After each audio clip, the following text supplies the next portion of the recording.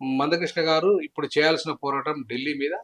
ఆ ఢిల్లీ పోరాటాన్ని ఆయన ఆపకుండా చేసి అక్కడ కూడా ఇక్కడ సాధించిన ఘనత ఒక రకంగా ఆయనదే. ఎందుకు 30 ఏళ్ళ పోరాటం ఆయన కొనసాగించింది కాబట్టి. అందరిది ఉన్నా కూడా పేరైతే ఆయనదే కదా, పోరాటం చేసిన పేరు. సో ఇక్కడ చేసినోడు ఒక రాష్ట్రానికి ఎట్ట పరిమితం అవుతాడు? జాతీయ నాయకుడు ఆయన. ఒక రాష్ట్ర అధ్యక్షునికి క్రెడిట్ ఇవ్వాలి మనం. ఆయన జాతీయ నాయకుడు అయినప్పుడు మరి ఢిల్లీ కూడా చేపియాలి కదా. సో కాబట్టి ఆయన ఢిల్లీలో పోరాటం చేసి అక్కడ కూడా విజయం సాధించాలని నేనైతే ఆశిస్తాను. అయితే ఇప్పుడు గ్రూప్ 1 రిజల్ట్స్ వచ్చాయి, గ్రూప్ 2 రిజల్ట్స్ కూడా వచ్చాయి. అందులో మాదిగలకు అన్యాయం జరిగిందని కూడా మందకృష్ణ మాదిగ గారు అంటున్నారు. మరి ఎంతవరకు అయితే మందకృష్ణ మాదిగ గారు ఏదో ఏమంటారు, ఊర్లలో దొంగలు పడ్డం కారణాల కుక్కలు మూరుతాయి అంటారు కదా, ఆ టైప్లో ఇప్పుడు నోటిఫికేషన్ వచ్చినప్పుడు ఈ అంశం అందులో లేదు. పోనీ ఆయన ఆర్డినెన్స్ చేస్తా అని చెప్పి అసెంబ్లీలో ఆయన హామీ ఇచ్చాడు. ఇచ్చినప్పుడు ఏం చేసి నువ్వు అదే హామీని పట్టుకొని ఇమీడియట్లీ ఆర్డినెన్స్ తెమ్మని చెప్పేసి కొట్లాడుంటే బాగుంటుంది. ఎందుకంటే అప్పటికి మెయిన్స్ ఎగ్జామ్స్ కాలే, గ్రూప్ 1 అప్పటికి గ్రూప్ 2 ఎగ్జామ్స్ కాలే, గ్రూప్ 3 ఎగ్జామ్స్ కాలే. సో అప్పుడు కనుక ఆర్డినెన్స్ వచ్చి ఉంటే ఆర్డినెన్స్ లో మెన్షన్ చేసి ఉంటే, ఎందుకు మాకు గ్రూప్ 1, గ్రూప్ 2, గ్రూప్ 3లో కూడా వర్గీకరణ చట్టం అమలయ్యే విధంగా నువ్వు కనుక ఆర్డినెన్స్ తెచ్చి ఉంటే ఇవాళ అమలయ్యేది. దాని ప్రకారం రిజల్ట్ వచ్చేది కూడా, రిజల్ట్ కూడా దాని ప్రకారం ఇచ్చేటోళ్ళు. కానీ అప్పుడు కొట్లాడలేదు, అప్పుడు ఏం మాట్లాడలేదు. నువ్వు పోయి ఆ మాదిగ వ్యతిరేక అయిన కుమార్కు ఎవరైతే ఇప్పుడు వైస్ ఛాన్సలర్ ఇచ్చిన మేము మాదిగ కోటాలో ఇచ్చిన గొప్పగా చెప్పుకుంటాను కదా. ఏ ఒక్కరోజు మాదిగ ఉద్యమంలో ఉన్నాడు ఆ కుమార్ అంటే, ఆ ప్రొఫెసర్ కుమార్ మా ప్రొఫెసర్ ఆయన కూడా. నేను మొన్నటిదాకా 20 ఏళ్ళు అలానే చేసిన ఉస్మానియా యూనివర్సిటీలో. ఇప్పుడు ఇంకా 12 ఏళ్ళ ఉద్యోగాన్ని వదులుకొని వచ్చేసిన కదా. నేను ఆయన కంటే ముందు ప్రిన్సిపాల్ అయిన, ఆయన కంటే ముందు డీన్ అయిన. ఆయన మాదిగలలో నేను ముందు అయిన. సో నేను ఉద్యమంలో ఉన్నాను, మాదిగ ఉద్యమంలో ఉన్నా, తెలంగాణ ఉద్యమాలు అత్యంత.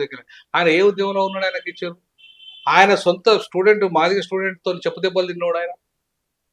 అంటే మాదిగ వ్యతిరేకి మాదిగ ఆయన ఎన్నడూ చెప్పుకోలేదు ఆయన.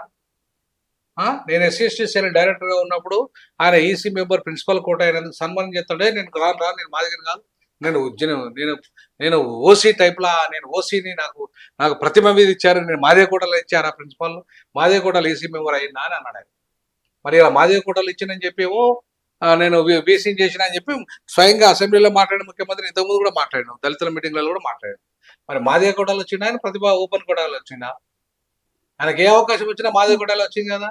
మరి అట్లా వంటి మాదిగ వ్యతిరేకి, మాదిగ గురించి ఎన్నడూ చెప్పుకోనని దానికి మందకృష్ణ గారు ఆ రోజు పోయి ఆయన గురించి అడిగండి. కానీ ఇవాళ మందకృష్ణ గారు అదే ఆర్డినెన్స్ గురించి ఎందుకు కొట్లాడి, అదే కొట్లాడి ఉంటే ఆయన సీరియస్గా ఇదే 1,00,000 తప్పులు నువ్వు ఆర్డినెన్స్ సస్తావా అని చెప్పి 1,00,000 తప్పులు మోగిస్తానే మీద అని చెప్పేసి కొట్లాడితే ఆయన తెచ్చేటోడు.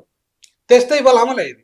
కానీ అప్పుడు సైలెంట్గా ఉన్నావు, అప్పుడు పోయి పైరల్ చేసుకుని vice chancellor post arts college principal కాసింకి చేయించుకున్నావు. ఏమి సో ఆ పదవుల కోసం పోయినారు తప్ప ఆర్డినెన్స్ కోసం పోలేదు, ముఖ్యమంత్రిని కలవలేదు. మరి ఆర్డినెన్స్ కోసం కొట్లాడి ఉంటే ఇవాళ ఆర్డినెన్స్ వస్తే గ్రూప్ 1, గ్రూప్ 2 అన్నిట్లలో కూడా అమలయ్యేది. ఆర్డినెన్స్ రాకపోతే ఎవరు ఏం చేస్తారు? ఆయన ఆర్డినెన్స్ దేలే, నువ్వు కొట్లాడలే, తప్పేవరిది? ఆయనది తప్పే, నీది తప్పే. ఆయన ఏమంటాడు?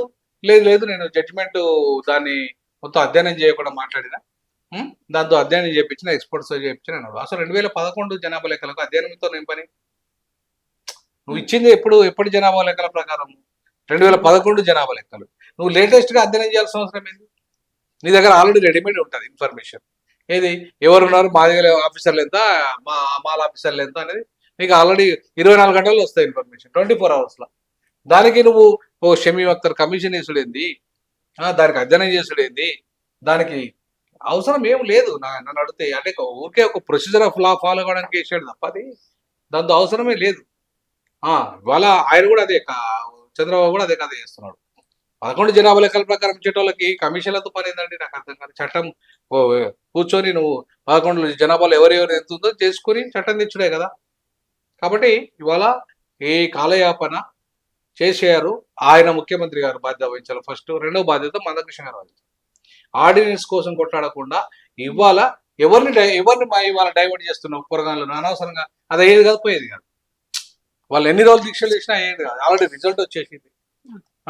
మళ్ళీ రిజల్ట్ మొత్తం కొత్తగా రిజల్ట్ ఇస్తాడు. మళ్ళీ ఇప్పటికే 10 ఏళ్ళు ఆగమైపోయారు వాళ్ళు, 10-15 ఏళ్ళు. అప్పటికే లేవు, ఉమ్మడి ఆంధ్రప్రదేశ్లో లేవు, ఆ పోస్టులకు ఫిలప్ కాలేదు, తెలంగాణ 10 ఏళ్ళు కాలేదు, మరి ఇప్పటికి కూడా మళ్ళీ కోర్టులలో పోయి మళ్ళా తందనాయి మళ్ళా గందరగోళం కావాలా? ఏదో ఇప్పుడు మాదిగలకు ఒకవేళ నిజంగానే తగ్గితే, ఒకవేళ గ్రూప్ 1లో నీ వాటా షేర్ తగ్గితే, గ్రూప్ 2లో నీ షేర్ తగ్గితే, గ్రూప్ 3లో నీ షేర్ తగ్గితే ఏంటి స్పెషల్ డ్రైవ్ ఏపీ, స్పెషల్ మాదిగల కోసం డ్రైవింగ్ ఒకటి ఏపీ. రేపు మిగిలిపోయిన పోస్టులు ఉంటాయి కదా, ఇప్పుడు వేకెన్సీ పోస్టులు వస్తాయి కదా, వచ్చినప్పుడు అరే మాదిగలకు అనేది జరిగిందా, స్పెషల్ డ్రైవ్ ఫర్ మాదిగాస్ అని చెప్పేసి పెట్టు. ఎవరు అని వద్దంటారా? నీ రాష్ట్ర ప్రభుత్వం నీ ఇష్టం. స్పెషల్ డ్రైవ్ పెట్టేసి బ్యాక్లాగ్లో వీళ్ళకి పాపం అన్యాయం జరిగింది కాబట్టి వీళ్ళకి ప్రత్యేకంగా రిక్రూట్మెంట్ చేస్తున్నారని చెప్పి ఓ 100 పోస్టులు 50 పోస్టులు మాదిగలకి ఇచ్చే. ఒకవేళ అయినాక ఏది రిజల్ట్ వచ్చినాక మాదిగలకు అన్యాయం జరిగితే ఆయన లెక్కల ప్రకారంగా జరిగితే నేను అనేది అట్టగా అది చేయడు. ఇక్కడనేమో ఆర్డినెన్స్ కావాలని కొట్టాడు, దప్పులు మాత్రం కొట్టిండు, బీజేపీ కోసం దప్పులు కొట్టిండు. అప్పుడు ఆ దప్పులు కాస్త ఈయన చట్టంతోనే సైలెంట్ అయిపోయింది. ఇవాళ నువ్వు ఇదే డప్పులని ఢిల్లీలో కొట్టమంటున్నాను, ఇదే డప్పులు మోడీ మీద కొట్టు. దేశంలో చట్టం వస్తుంది కదా, మేలు జరుగుతుంది కదా, మరి ఎందుకు చేయట్లే ఆ పని? చేయాలి. కృష్ణ మాది గారికి మాదిగ జాతి పట్ల ప్రేమ ఉన్నా చిత్తశుద్ధి ఉన్నా ఆయన మోగించాల్సిన డప్పు ఢిల్లీలో. అయితే కాంగ్రెస్ వాళ్ళు మాలలకి, బీజేపీ వాళ్ళు మాదిగలకి సపోర్ట్ ఇస్తారని బయట వార్తలు వినిపిస్తున్నాయి, అది వాస్తవం అంటారా? ఖచ్చితంగా వాస్తవమే, దాంట్లో తప్పేముందమ్మా. ఇప్పుడు మాదిగలకు చంద్రబాబు నాయుడు సపోర్ట్ తెలుగుదేశం ఉన్నప్పుడు, ఇప్పుడు తెలుగుదేశం ఆంధ్ర పార్టీ అయిపోయింది, అవునా? సో కాబట్టి ఇవాళ తెలంగాణలో తీసుకుంటే ఇవాళ తెలుగుదేశం పార్టీ లేదు, ఉన్నదాల బీజేపీ ఉన్నది, కాంగ్రెస్ ఉన్నది, బీఆర్ఎస్ ఉంది. ఇవాళ బీఆర్ఎస్ అటెండ్ కాకుండా ఉన్న పార్టీ. ఇవాళ కాంగ్రెస్ మాలల పక్షపాతిగా ఉన్నది, ఖర్గే నుండి మొదలుకుంటే ఉన్నత పదవులంతా కూడా మాలలకు వచ్చినాయి. ఇక రావాల్సింది ఎవరికి? మాదిగలకి. బీఆర్ఎస్ లో గతంలో అయితే బాగానే వచ్చినాయి పదవులు మొత్తానికి చూసుకుంటే, కాకపోతే డిప్యూటీ సీఎం తీసేయడము, తర్వాత మాదిగలకు మళ్ళీ మంత్రి పదవుల స్థానంలో ఇవ్వకపోవడం అనేది బీఆర్ఎస్ చేసిన తప్పే. కానీ బీఆర్ఎస్ ఎమ్మెల్యేలు మాత్రం, ఎంపీలు మాత్రం బాగానే ఇచ్చారు. బీఆర్ఎస్ లో 10 మంది ఎమ్మెల్యేలు ఇచ్చారు, 2 ఎంపీలు ఇచ్చారు బీఆర్ఎస్. ఇవాళ ఇప్పుడు కాంగ్రెస్ లో మాత్రం 2 ఎంపీలు కోల్పోయింది మాదిగలు, 4 ఎమ్మెల్యేలు కోల్పోయింది మాదిగలు. వాళ్ళ జనాభా ప్రకారంగా వాళ్ళు 10 నుండి 12 మంది ఉండాలి, కానీ ఎంతమంది ఉన్నారు? 6 ఉన్నారు. సో కాబట్టి 4 నుండి దాదాపు 6 ఎమ్మెల్యేలు కోల్పోయినరు, 2 ఎంపీలు కోల్పోయినరు. సో సరే, వర్గీకరణ అయితే కాంగ్రెస్ ఇచ్చింది, ఇవి ఇవ్వకపోయినా పర్లేదు, 2 ఎంపీలు లేకపోయినా లేదా ఎమ్మెల్యే లేకపోయినా పర్లేదు, కానీ ఇప్పుడు మాదిగలకు న్యాయం జరిగే చట్టం మీద వచ్చింది కదా.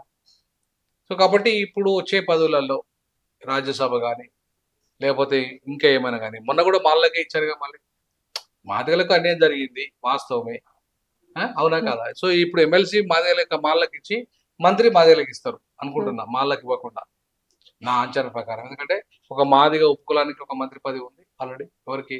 దామో రాజనరసింహకి. ఇంకో మాదిగకి ఇస్తారు, ఇవ్వచ్చు. 2 ఇవ్వమని చెప్పి మాధవకృష్ణ గారు అడుగుతున్నారు, దాన్ని సపోర్ట్ చేస్తారు.